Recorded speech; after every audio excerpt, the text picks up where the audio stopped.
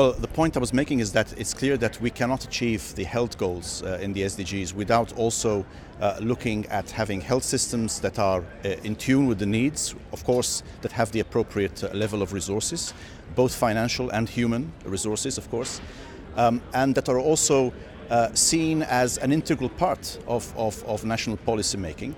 And that's clear because we have seen from past experiences like the Ebola crisis, etc., that the main problem we are facing in many parts of the world is health systems that are either completely absent or very weak, and therefore the sustainability, the resilience of health systems, making sure also that the health systems reflect the needs of today, which means we have to look at primary care, we have to look also at how we can involve people, how to use technology. That requires a framework. It will not happen spontaneously.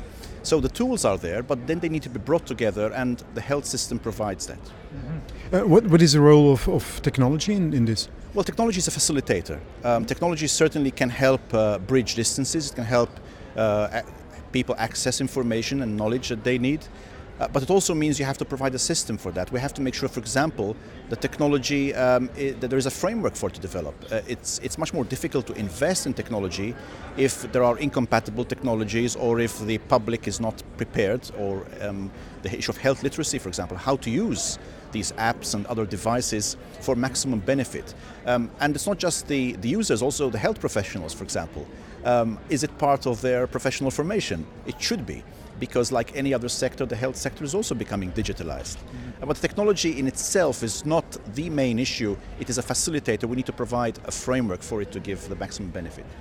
Okay. And finally, how do you see the private and public sector working together? Well, there's certainly a great need to involve everyone. First of all, because of the need to bring on board all the expertise, all the knowledge. And we know that whereas the public sector has certain strengths and a lot of knowledge about certain aspects, it doesn't in others. And I view the public and private sector as actually very complementary. Having said that, of course, we need to ensure that the roles are not confused.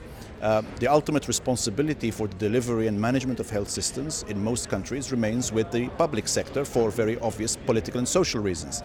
But at the same time, there is an increasing space for the private sector.